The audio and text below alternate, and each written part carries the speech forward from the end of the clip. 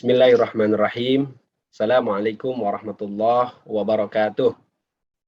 Alhamdulillah, wassalatu wassalamu ala rasulillah, la nabiyya ba'dah. Semoga kalian, anak-anak Ustadz kelas 2A dan 2B selalu dalam lindungan Allah Subhanahu wa Ta'ala, sehat dan selalu semangat. Alhamdulillah. Anak-anak Ustadz yang dirahmati Allah, di kesempatan yang baik hari ini, Ustadz menyampaikan permohonan maaf tidak bisa mengajar langsung, tapi mudah-mudahan ini menjadi pembelajaran buat kita semuanya, yaitu pembelajaran melalui rekaman. Karena ada satu dan lain hal yang Ustadz harus ikuti, yaitu kelanjutan studi keprofesian. Ya, jadi mudah-mudahan kalau ada waktu kita ketemu langsung melalui Zoom, sekiranya lagi tidak memungkinkan, maka Ustadz akan buatkan rekaman seperti ini. Baik, sebagaimana biasa, kita mulai dulu dengan membaca surah Al-Fatihah. Pertama, kita tujukan untuk memohon perlindungan kepada Allah Subhanahu wa Ta'ala, agar kita, keluarga kita, orang tua kita, dan semua orang yang kita cintai dilindungi oleh Allah Subhanahu wa Ta'ala dari virus yang berbahaya, dari penyakit yang tidak kita inginkan, dan mudah-mudahan Allah juga menyembuhkan saudara-saudara kita yang sedang sakit dan mengampuni dosa-dosa semua saudara kita yang telah mendahului kita. Lebih dari itu, mudah-mudahan Allah menganugerahkan kepada kita usia yang berkah, harta yang halal, kemudian kebaikan yang melimpah. Al-Fatihah. A'udzubillahi minasyaitonirrajim. Bismillahirrahmanirrahim. Alhamdulillahirabbil alamin. Ar-Rahmanir-Rahim, Maliki yaumiddin. Iyyaka na'budu wa iyyaka nasta'in. Ihdinas siratal mustaqim, siratal ladzina an'amta 'alaihim ghairil maghdubi 'alaihim waladdallin. Amin. Baik, anak-anak Ustadz, senang sekali pada kesempatan pagi hari ini Ustadz akan melanjutkan dari pelajaran Islami kita di kelas 2, yaitu tentang adab Islami. Di pertemuan minggu lalu kita sudah membahas tentang Al-Karim Al-Mahbub, yaitu orang yang dermawan itu akan dicintai. Dicintai oleh siapa? Oleh manusia dan oleh Allah Subhanahu wa Ta'ala. Ustaz sudah analogikan minggu lalu ya, bagaimana kalau kita punya teman yang pelit, pasti kita tidak suka. Maka begitu juga Allah tidak suka. Tapi betapa kita senangnya sama orang, teman kita yang ringan tangan, membantu, meminjamkan apa yang kita sedang tidak punya atau sedang rusak, misalnya pensil kita pinjam lalu dipinjamkan, itu adalah sebuah anugerah punya teman yang baik. Insya Allah anak-anak di Azhari, anak-anak Ustadz, terutama kelas 2A dan kelas 2B, baik-baik semua. Al-Karim, Karim itu orang yang dermawan. Allah, salah satu sifat Allah ya. Al-Karim itu bisa diartikan juga dengan selain dermawan juga mulia ya. Al-Karim, tapi di sini maksudnya adalah Al-Karim Al-Mahbub, yaitu orang yang dermawan itu pasti dicintai. Oleh siapa? Oleh manusia dan oleh Allah Subhanahu wa Ta'ala. Baik, Ustadz akan lanjutkan anak-anak Ustadz pembelajaran kita kali ini dengan lanjutan masih tentang adab Islamiyah. Baik, kita ikutin ya. Nah, ini adalah pembelajaran Islamic Unit 2, adab-adab dan perilaku Islam. Baik, Ustadz review sebentar tentang Al-Karim Al-Mahbub, yaitu dermawan yang dicintai. Ya, mudah-mudahan ini jadi pointers buat mengingat pembelajaran minggu lalu, atau di kesempatan minggu lalu, yaitu apa? Dermawan. Ya, dermawan itu artinya orang yang suka memberi. Dermawan itu adalah orang yang suka memberi. Apa itu orang dermawan? Yaitu bukan hanya orang kaya, karena belum tentu orang kaya juga dermawan. Ya, orang yang biasa-biasa saja itu justru lebih utama kalau dia bisa berderma. Ya, dan utamanya memang seharusnya maksudnya adalah orang kaya yang harus dermawan, tidak boleh pelit, ya, ya gitu. Dicintai oleh Allah dan manusia. Sedangkan orang pelit kebalikannya. Nah, pelit ini anak-anak Ustadz, ini istilah ya bahasa Indonesia yang artinya kebalikan dari dermawan. Lawan kata dari dermawan itu adalah pelit. Ya, kalian suka nggak sama orang yang pelit? Pasti tidak. Nah, oleh karena itu Allah pun tidak suka. Rasulullah itu adalah contoh terbaik ya, orang yang penyayang kepada siapa? Kepada keluarganya, penyayang. Kepada siapa? Pertama kepada keluarga, sahabat, bahkan lebih dari itu adalah kepada umatnya. Bahkan dikisahkan pada suatu hari, nah ini yang Rasulullah sayangi yaitu orang-orang miskin, ya, terutama anak-anak yatim. Itulah bentuk contoh yang konkret, yang pasti dari Rasulullah Shallallahu Alaihi Wasallam. Rasulullah itu penyayang, bukan hanya kepada keluarga saja, sahabat, umat semua, bahkan kepada anak-anak yatim. Jadi pada suatu hari, kemarin saya sampaikan kisahnya ya, pada hari raya Idul Fitri ada anak yang menangis, sementara teman-temannya menggunakan pakaian baru, kemudian bersenang, berlarian ke sana kemari, karena pada hari itu adalah pada hari raya. Namun di pojokan itu ada anak yang duduk termenung ketika datang Rasulullah. Kenapa, nak? Kenapa kamu termenung? Aku teringat ayahku. Ya, karena ayahku telah tiada, sudah meninggal dunia. Oh, Rasulullah langsung, mau enggak aku menjadi ayahmu? Fatimah menjadi saudaramu, gitu ya. Kemudian disebutkan semuanya ya. Hasan dan Husain sebagai sepupu ya. Ya gitu. Pokoknya intinya diangkat oleh Rasulullah itu menjadi anak. Ya, ditawarkan menjadi anak. Oh, tentu anak itu dengan menyambut dengan gembira, ya Rasulullah, alhamdulillah, terima kasih. Saya mau ya Rasulullah. Lalu kemudian diajaklah ke mana? Ke rumah Nabi Muhammad, kemudian diberi makan dan diberi pakaian baru. Masya Allah, itu adalah praktek yang sangat sederhana tapi tidak mudah. Ya, sederhana itu apa maksudnya? Menggembirakan anak yatim. Ya, mungkin kita tidak bisa memberi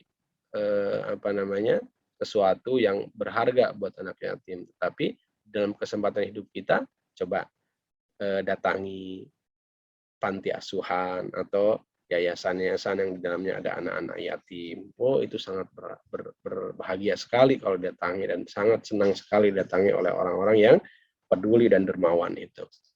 Nah, Ustadz, kita lanjutkan. Jadi itu pelajaran minggu lalu ya. Dermawan itu adalah sifat yang mulia. Pasti Allah suka kepada kita, ya, orang yang dermawan. Baik, bentuk kedermawanan, sifat dermawan itu sendiri bisa diekspresikan tadi kepada keluarga, tetangga, bahkan ya sahabat, teman dan lain sebagainya. Kenapa? Karena harta. Ya, ini sifat dermawan nih. Tidak hanya kepada teman, sahabat, tetapi kepada siapa yang orang yang tidak kenal. Tapi ada urutannya. Seperti kita bersedekah, anak-anak Ustadz, itu lebih utamanya adalah kepada kedua orang tua kita. Ya, kepada kedua orang tua kita. Semisal, nanti kalau kalian sudah dewasa, memiliki kesejahteraan yang cukup, lalu ibu kita, orang tua kita sudah tua, maka kita boleh tuh ajak ayah, bunda, atau mama, papa, ikut aku yuk. Aku mau mengajak mama sama papa umroh. Wah, itu menyenangkan itu. Iya kan? Nah, itu maka sedekah kita kepada orang tua lebih utama. Kemudian, yang kedua, sedekah kepada saudara-saudara kita yang terdekat terlebih dahulu. Iya kan? Misalnya ada kakak kita, ada adik kita, ada paman, ada bibi, ada tante, ada mungkin kakek atau nenek, ya kita sedekahkan, kita sedekahi. Ya, bermain, bersilaturahim, lalu memberi uang sekedarnya atau apapun yang menurut kebiasaan dalam keluarga kita itu menyenangkan. Nah, itu adalah bagaimana cara berbuat baik atau bersedekah. Jadi orang tua, kemudian kepada keluarga terdekat, lalu yang paling dekat kemudian tetangga. Kita cek tetangga kita masih ada yang kelaparan atau tidak, masih ada yang membutuhkan bantuan kita atau tidak. Baru setelah itu adalah orang jauh. Orang jauh itu orang yang tidak kita kenal, yang tidak kita tahu menahu, pokoknya udah bismillah kita sedekah. Nah, sedekah kepada keluarga itu memiliki dua nilai. Satu, nilai sedekah, dua, nilai kekeluargaan. Ya, jadi itu keutamaannya. Berderma sebagaimana yang Rasulullah ajarkan. Nah, tamu, orang yang datang ke rumah kita itu kan tamu ya. Tamu itu ada yang mungkin keluarga kita, atau mungkin memang teman ayah atau teman bunda yang kita tidak kenal, atau orang asing tidak ada hubungan keluarga, tapi datang aja ke rumah. Itu pun tetap dalam Islam diajarkan untuk dimuliakan. Maka dalam konteks ini anak-anak Ustadz, ini namanya memuliakan tamu. Ya, memuliakan tamu.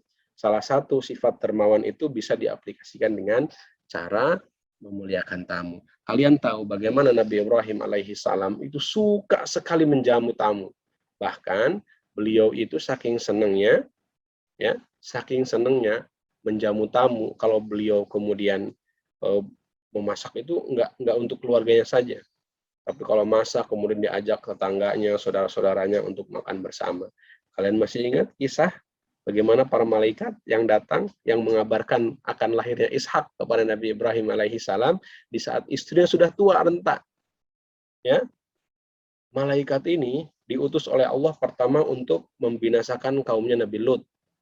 Ya, kemudian sekaligus memberi kabar gembira kepada Nabi Ibrahim yang akan dikaruniai anak yang kedua, yaitu Ishak dari istrinya yang bernama Siti Sarah. Anak-anak yang rahmati Allah, ini bentuk kedermawanan.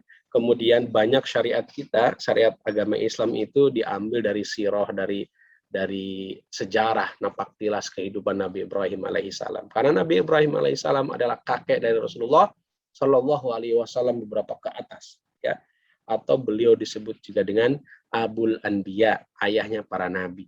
Karena lahir dari beliau, maksudnya dari istri-istri beliau itu dari Nabi Ibrahim, para nabi, orang-orang soleh dan orang-orang hebat, ya, termasuk Nabi Muhammad dari jalur Nabi Ismail alaihi salam. Oke, untuk kisah ini di lain kesempatan kita ceritakan. Nah, Ustaz, betapa memuliakan tamu itu adalah sebuah kemuliaan, ya, bahkan sebagai ciri-ciri orang yang beriman. Nih, lihat hadisnya. Kita hafalkan sama-sama hadisnya ya. Sebagaimana Rasulullah Shallallahu alaihi wasallam bersabda dalam sebuah hadis yang diriwayatkan oleh Imam Bukhari dan Muslim, qala Rasulullah sallallahu alaihi wasallam. Ya, ikutin ya. Qala Rasulullah sallallahu alaihi wasallam. Ikutin. Oke. Qala Rasulullah sallallahu alaihi wasallam. Oke. Ya, potong-potong ya. Mangkana. Oke. Yu'minu billahi. Oke. Kita ulangi ya. Qala Rasulullah sallallahu alaihi wasallam. Oke. Kita akan potong-potong nih. Makana. Oke. Makana. Sudah, ini artinya barang siapa. Oke. Pakai warna ya, biar kalian paham ya. Kemudian kalimat berikutnya. Yu'minu billahi. Yu'minu billahi. Ikutin. Bagus. Yu'minu billahi. Artinya yang beriman kepada Allah. Pada Allah. Oke, berikutnya. Wal yaumil akhiri. Wal yaumil akhiri. Wal yaumil akhiri, dan hari akhir. Oke. Kemudian kalimat berikutnya, fal yukrim. Fal yukrim, hendaklah memuliakan. Sudah tahu perkata ya, hendaklah memuliakan. Berikutnya kalimat terakhir, dhaifahu. Dhaifahu. Oke, dhaifahu artinya tamunya. Tuh kan, itu anjuran Rasulullah. Orang yang beriman kepada Allah dan Rasulnya, hendaklah dia memuliakan tamu. Bagaimana cara memuliakan tamu? Banyak caranya. Pertama, kalau ada orang bertamu, disuruh masuk. Kalau tidak ada kursi di rumah kita, boleh gelar tikar, duduk ala kadarnya. Tidak harus memaksakan kita beli sofa yang mewah atau sebagainya. Seadanya saja, semampunya. Ya kan? Kemudian suguhin air. Kalau tidak ada air yang manis, ya cukup air putih. Kalau suku ada air teh, teh manis, itu lebih baik atau minuman yang disukai oleh tamu. Kalau ada makanan, suguhin makanan, snack, dan lain sebagainya. Itu salah satu cara memuliakan tamu. Syukur-syukur tamu kita itu dijamu dengan makan. Ya, pasti senang. Jamu, ya kan? Dijamu, bukan dijamu itu maksudnya diberi jamu, bukan. Diberi ya di jamuan gitu ya, namanya jamuan. Nah, itu maksudnya diberikan jamuan yang istimewa. Tapi Ustadz, kami sehari-hari makan aja susah bagaimana? Ya sudah semampunya. Yang penting kita niatkan karena tamu itu membawa berkah. Ya, tamu itu membawa berkah sehingga kita yakini bahwa dengan memuliakan tamu mudah-mudahan kita termasuk orang yang beriman kepada Allah dan hari akhir. Itu anjuran perintah ya, fal yukrim dhaifah. Hendaklah memuliakan tamunya. Memuliakan tamu itu tentu itu tadi Ustaz caranya. Itu salah satunya di antaranya ya. Diberi jamuan, minuman yang sejauh kemampuan kita, diajak makan. Kalau beliau perjalanan jauh diajak nginep. Kalau beliau dibuat nyaman di rumah ya. Ya tentu bagi tamu, kita kalau bertamu juga tahu diri. Kalau kita bertamu ke rumah orang jangan lebih dari 3 hari. Ya, ini main ke rumah teman sampai seminggu, sebulan ya, pasti temannya juga bosen. Dan itu akan merepotkan tuan rumah. Itu tidak boleh. Tapi kalau ada rumah datang ke ada tamu datang ke rumah kita, ya kita jamu semampunya. Ya, kita layan yang sebaik dan semampu kita. Oke, baik ya. Saya lanjutkan. Ini adalah hadis tentang memuliakan tamu. Saya berharap ini kalian hafal ya. Qala Rasulullah sallallahu alaihi wasallam, "Man kana yu'minu billahi wal yaumil akhir falyukrim dhaifahu." Rawahu Bukhari wal Muslim. Barang siapa yang beriman kepada Allah dan hari akhir, hendaklah memuliakan tamunya. Nah, ini dia. Nah, ini untuk pertemuan berikutnya adab makan, insya Allah. Ya, adab makan. Ustaz cukupkan. Mudah-mudahan pertemuan yang singkat dan terbatas ini bisa mengajarkan kepada kalian, mengingatkan betapa orang yang suka dermawan, suka memberi atau dermawan itu betul-betul dimuliakan oleh Allah dan oleh Rasul dan oleh manusia. Ya, kemudian hari ini kita belajar tentang memuliakan tamu. Ya, memuliakan tamu. Ada adab bagaimana kita bertamu. Ada adab bagaimana kita memuliakan tamu. Ya, diberi yang terbaik semampu kita. Ya, kalau kita lagi kesusahan seperti sekarang misalnya karena COVID, kerjaan aja susah Ustadz, misalnya orang tua kita sedang bisnisnya sedang macet dan sebagainya, ya tentu memuliakan tamu di sini sebatas kemampuan kita. Ya, mudah-mudahan anak-anak Ustadz belajar yang singkat sekali lagi ini bermanfaat. Jangan lupa Ustadz berharap kalian ini bisa dihafalkan ya, hadis tentang memuliakan tamu. Insya Allah ini gampang, ini pendek dan diartikan ya, dan dihafalkan dengan artinya. Ini nih, semua ini. Ya, insya Allah dengan kalian hafal hadis ini, nanti ada kumpulan-kumpulan hadis dari 1 sampai dari kelas 1 sampai kelas 6 kalian banyak hafal hadis insya Allah. Ya, insya Allah itu dimudahkan. Oke, nah Ustaz, terima kasih atas segala perhatiannya.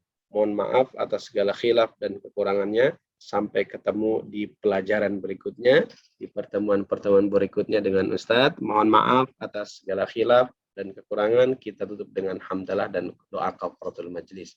Alhamdulillahirabbil alamin. Subhanakallahumma wa bihamdika asyhadu an la ilaha illa anta astaghfiruka wa atubu ilaik. Terima kasih. Mohon maaf. Assalamualaikum warahmatullahi wabarakatuh.